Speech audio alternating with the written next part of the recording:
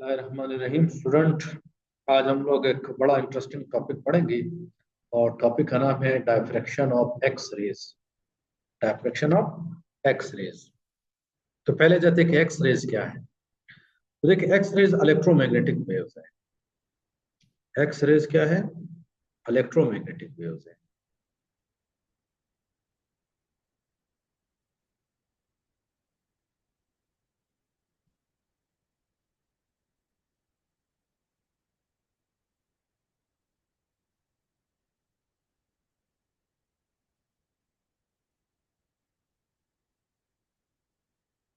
Electromagnetic waves है, जिस तरह लाइट इलेक्ट्रोमैग्नेटिक वेव्स है, रेडियो वेव्स इलेक्ट्रोमैग्नेटिक वेव्स है, तो एक्स रेज भी इलेक्ट्रोमैग्नेटिक वेव्स है। लेकिन याद रख ले, ये ऐसे इलेक्ट्रोमैग्नेटिक वेव्स है जिनका वेवलेंथ बहुत कम होता है। तो इनका जो वेवलेंथ होता है वो तकरीबन 10 टू द पावर -10 मीटर के रेंज में होता है। सबसे शॉर्टेस्ट वेवलेंथ के जो इलेक्ट्रोमैग्नेटिक वेव्स है वो एक्स रेज है। एक्स रे से भी कम है वो फिर गामा रेज है, लेकिन उसकी बात अभी हम लोग नहीं कर रहे हैं। और ये 10 टू द पावर -10 को हम लोग कहते हैं एंगस्ट्रॉम। किस तरह ज़ाहिर करते हैं? तो इसका मतलब ये हुआ कि एक्स रेज इलेक्ट्रोमैग्नेटिक वेव्स है, लेकिन उनका वेवलेंथ इंतहाई कम होता है। क्या होता है? इंतहाई कम होता है। तो अभी देखिए, सवाल पैदा होता है कि क्या हम लोग एक्सरे को डायफ्रेक्ट करवा सकते हैं? ये एक सवाल है। तो आ जाते हैं, इसका आंसर देखते हैं। तो देखिए, आप लोगों ने पढ़ा है कि फर्ज करें ये एक स्लिट है, स्मॉल ओपनिंग है, और यहां से लाइट, सॉरी, एक वेव आ रही है। ये वेव आ रही है और ये वेव का वेवलेंथ है। दो क्रस्ट के दरमियान फासले को क्या कहते हैं? वेवलेंथ। अभी फर्ज करें, इस केस में मैंने ये लिया है कि स्लिट का साइज जो है वेवलेंथ के मुकाबले में कम है। तो जब ये वेव इसमें से पास हो जाएगी तो स्प्रेड हो जाएगी। क्या हो जाएंगी? स्प्रेड हो जाएगी। इसका मतलब क्या हुआ कि डायफ्रैक्शन का फिनोमेना होगा। लेकिन याद रख ले कि अगर फर्ज करें स्लिट का साइज बहुत ज्यादा हो,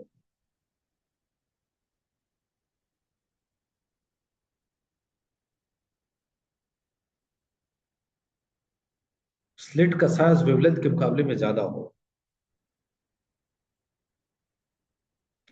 तो क्या डायफ्रैक्शन का फिनोमेना होगा? तो इस केस में याद रखे, कोई डायफ्रैक्शन का फिनोमेना नहीं होगा।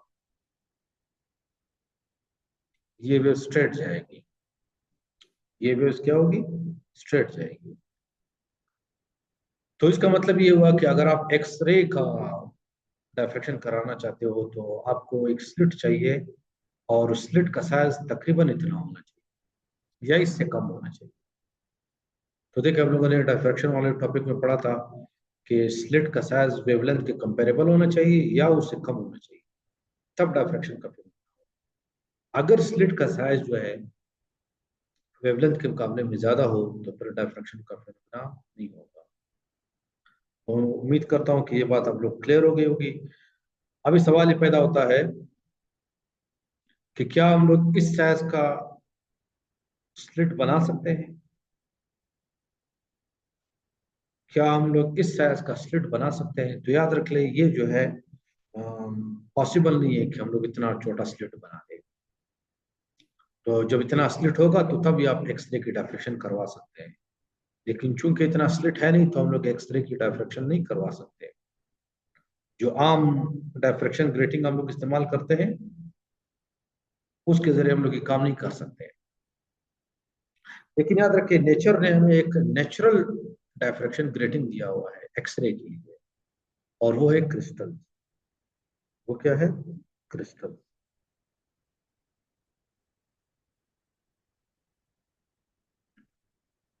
तो केमिस्ट्री में आप लोगों ने पढ़ा होगा कि क्रिस्टल्स क्या है, और उन सब्सटेंस को कहते हैं जिसमें एटम की रेगुलर अरेंजमेंट होती है। क्या होती है? रेगुलर अरेंजमेंट होती है। तो देखिए, मैं एक क्रिस्टल बना रहा हूँ। ये एक एटम, ये मैंने मुख्तलिफ एटम्स बनाए हैं।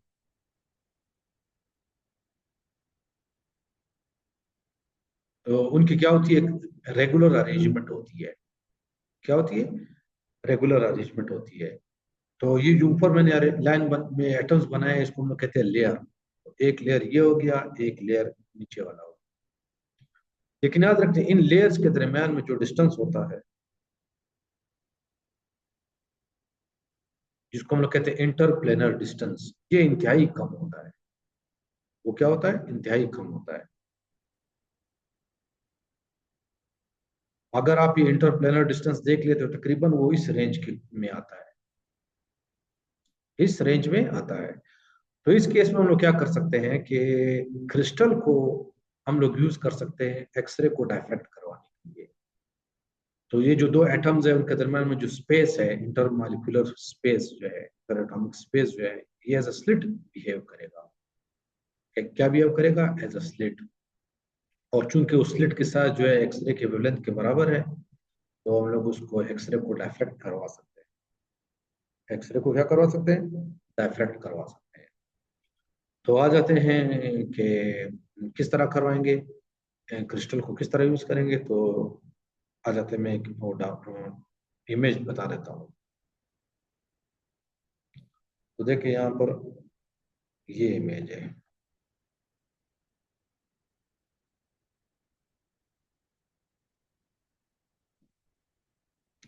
इस इमेज को देख लें।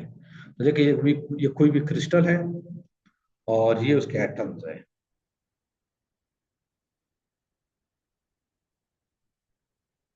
और फर्ज करें क्रिस्टल के दो लेयर्स के दरमियान में जो डिस्टेंस है वो डी है।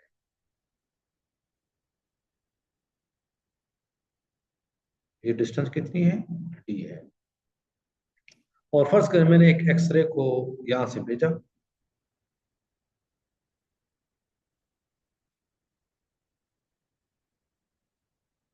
सही, एक्सरे को भेजा। तो एक्सरे भी लाजमी बात है कि रेस पे मुश्तमिल होगा। तो एक रे को मैंने ये नाम दिया I1, दूसरे रे को नाम दिया I2।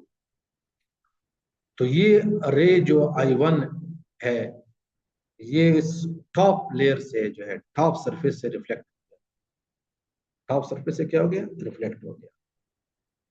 तो देखिए यू आया और यू चला गया। सही। लेकिन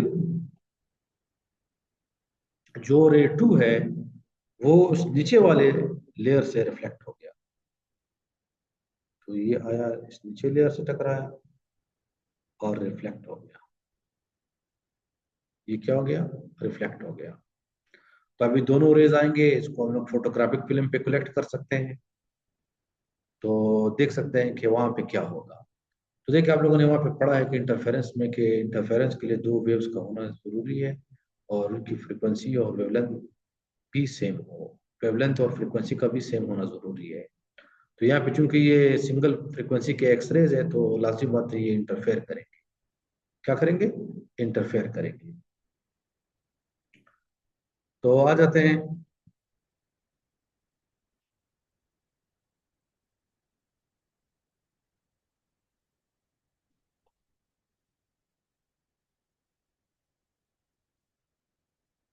चेक करते हैं कि ये जो रे वन है और रे टू है, इनके दरम्यान में पाथ डिफरेंस कितना है। पाथ डिफरेंस कितना है? तो पाथ डिफरेंस कैलकुलेट करते हैं। तो देखिए मैं यहाँ पे मुख्तलिफ कलर ले रहा हूँ।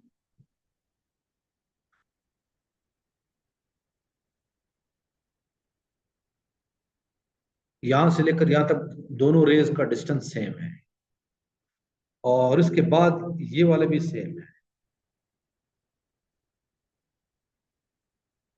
ये वाला भी क्या है?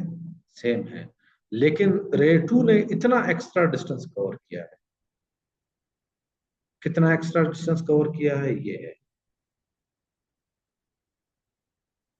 ये एक्स्ट्रा डिस्टेंस कवर किया है। ये एक्स्ट्रा डिस्टेंस कवर किया है, तो इसको हम लोग क्या कहेंगे? Path difference. क्या कहेंगे? Path difference. तो हम लोग ये पार्ट डिफरेंस मालूम करेंगे, और पार्ट डिफरेंस को फिर लिखेंगे कि अगर ये 1 लैम्डा, 2 लैम्डा, 3 लैम्डा हो, तो उस पार्ट पे जो है कंस्ट्रक्टिव इंटरफेरेंस होगा जहां पे ये मिलेंगे। तो अभी इसको कैलकुलेट करते हैं। तो इसका मतलब है जो पार्ट डिफरेंस होगा वो कितना है? वो हमारे पास है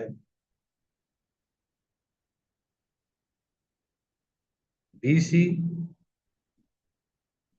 plus B C dash, sorry,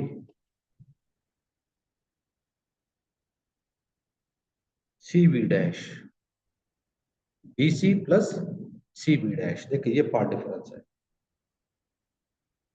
ये रेटू ने एक्स्ट्रा डिस्टेंस कवर किया। क्या कवर किया है? एक्स्ट्रा डिस्टेंस कवर किया। तो ये मेरे पास आ गया पार्ट डिफरेंस।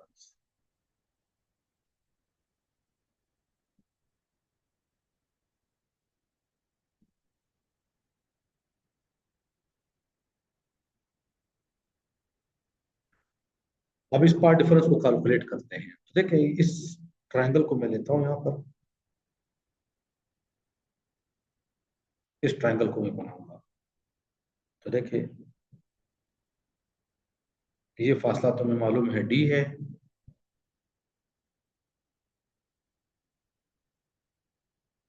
और ये एंगल है थीटा। इस एंगल को बाज़ औक़ात कहते हैं ग्लांसिंग एंगल भी कहते हैं। ये एंगल और ये एंगल सेम है।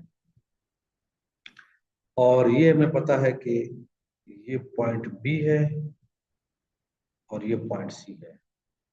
अभी देखिए आप लोगों ने देखा है कि जो एंगल है उसके अपोजिट साइड को कहते हैं परपेंडिकुलर। क्या कहते हैं? परपेंडिकुलर। तो ये परपेंडिकुलर साइड है और यही मैंने मालूम करना है। तो देखिए मैं लिख सकता हूं कि sine theta perpendicular upon hypotenuse. तो परपेंडिकुलर इस केस में कितना है? B C. और हाइपोटेन्यूज कितना है? A C. Sine theta perpendicular divided by hypotenuse के बराबर है। तो परपेंडिकुलर कौन सा एंगल होता है जो थीटा के अपोजिट होता है? तो वो बी सी आ गया, और डिवाइडेड बाय हाइपोटेन्यूज वो जो है ए सी आ गया। तो इसका मतलब मैं लिख सकता हूँ कि sine theta is equal to B C, और डिवाइडेड बाय ए सी किसके बराबर है? डी के बराबर है।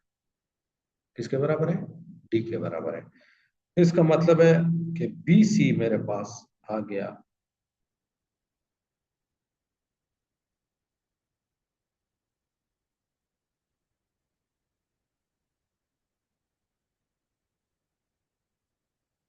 बी सी मेरे पास आ गया डी साइन थीटा के बराबर। किसके बराबर आ गया? डी साइन थीटा के बराबर। तो देखिए यहाँ पे लिखा हुआ डी साइन थीटा। क्या गया? D sine theta. तो अभी देखिए नेक्स्ट स्लाइड पे चलता हूँ।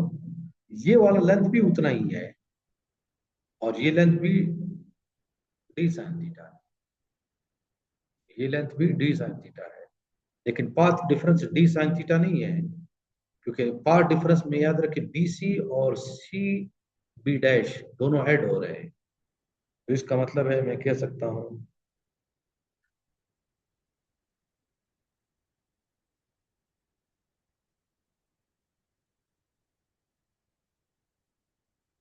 कि पाथ डिफरेंस जो है d sine theta plus d sine theta.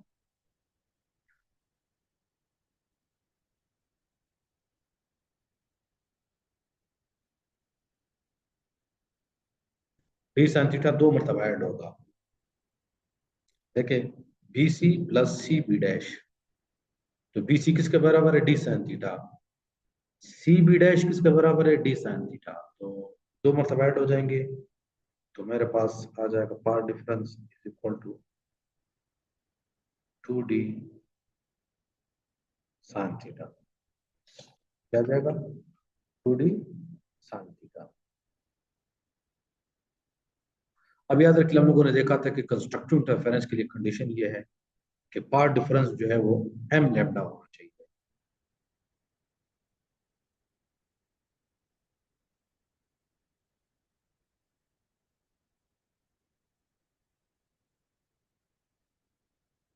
क्या होना चाहिए? m lambda. और m की वैल्यू क्या हो सकती है?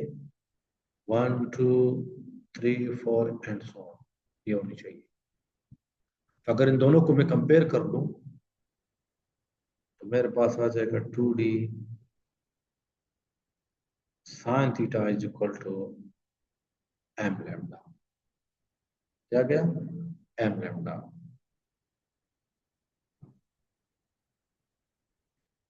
और ये जो इक्वेशन है इसको हम कहते हैं ब्रैग्स लॉ।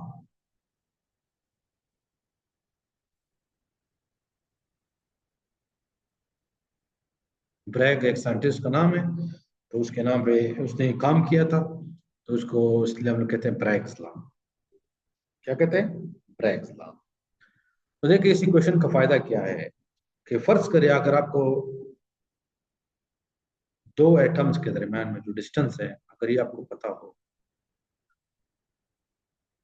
और फर्ज करिए आपको जो है एंगल पता हो, ग्लांसिंग एंगल पता हो, तो आप वेवलेंथ मालूम कर सकते हैं एक्सरे का। क्या मालूम कर सकते हैं? एक्सरे का वेवलेंथ मालूम कर सकते हैं। अगर आपको डी पता हो, थीटा पता हो, एम पता हो, तो लैम्डा मालूम कर सकते हो। या हम लोग ये भी कर सकते हैं कि फर्ज करें एक एक्सरे है, उसका वेवलेंथ हमें पहले से पता है, थीटा पता है, किस एंगल पे हम लोगों ने स्ट्राइक किया एक्सरे को क्रिस्टल के साथ, तो हम लोग क्रिस्टल के दो जो प्लेन्स है उनके दरम्यान में डिस्टेंस भी मालूम कर सकते हैं। क्या मालूम कर सकते हैं? डिस्टेंस भी मालूम कर सकते हैं। और याद रखिए इस एक्सरे डायफ्रैक्शन की मदद से हम लोग क्रिस्टल का स्ट्रक्चर भी मालूम कर सकते हैं।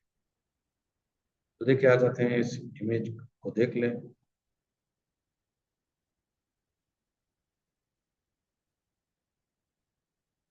देखिए ये एक सिंप्लीफाइड वो है, डायग्राम है उसका, एक्सरे डायफ्रैक्शन का।